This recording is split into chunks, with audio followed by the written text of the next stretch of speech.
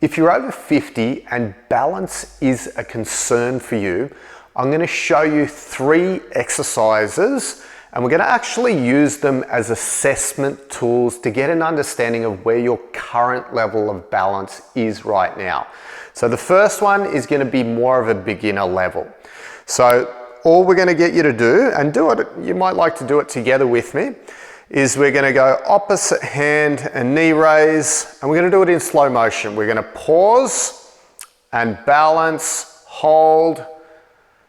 So we're shifting from left to right, so we have to slightly adjust our center of gravity. So there's a bit happening inside our body to adjust every time we go from the left to right foot.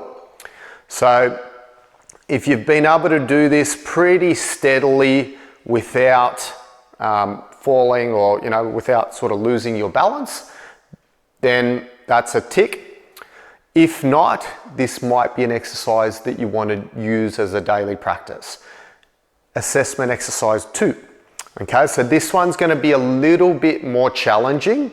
So what we're going to do is we're going to balance on one leg again, but we're going to have our arm and leg out to the side, pause, and then again, we're going to weight shift from left to right side. So when we're lifting both the arm and the leg, we're really shifting our center of gravity a lot more than what we were in the previous exercise, which means that our body has to adjust, particularly when we're going from left to right side. So we want to get to a point where we can be pretty stable and still not sort of, falling all over the place. So if that's a tick, then we're going to move to the third exercise. If that one's a bit unsteady, it might be one that you want to do as a regular practice. And just by the way, as a note, if you find that when you're using these as an exercise on a regular practice, if you might do the exercise and you you lose it, it's always a good practice when you're in a safe environment like this to try and regain rather than putting your foot down and starting again, if you sort of get a little bit the speed wobbles, you might just sort of try and regain your balance. And that's a really good practice to do, because when we're in our everyday life and we do lose our balance, having that ability to recover without falling is hugely beneficial. So the third and final assessment exercise is going to be a very challenging level. Okay, so this one is going to be quite difficult. Don't be upset if you can't pass this one. So what we're going to do is we're going to have our arms out to the sides and we're going to lift one knee.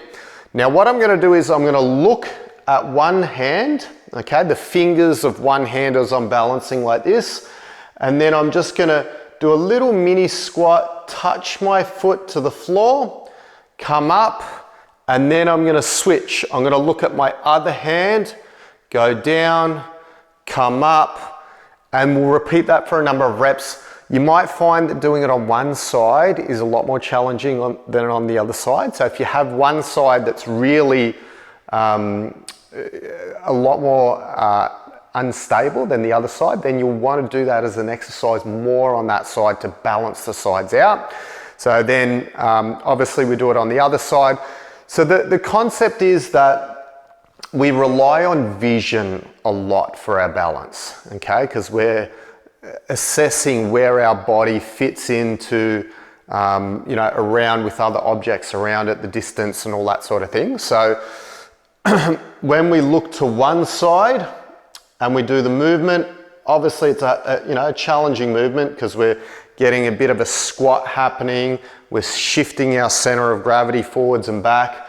But then when we shift to the other side to look at the other hand, when we do that same movement, all of a sudden we're not relying on the same objects through our vision to see where everything is in relation to us. So from a nervous system perspective, we're shifting and having to make adjustments. And the more efficient your nervous system is, the better and more coordinated your balance is going to be. So Hopefully, if you're able to do that one for a few reps, pretty balanced, that's a tick and you've got fantastic balance. But if any of those levels were very challenging for you, you might like to use them as an exercise to improve your balance and hopefully reduce your risk of having a fall.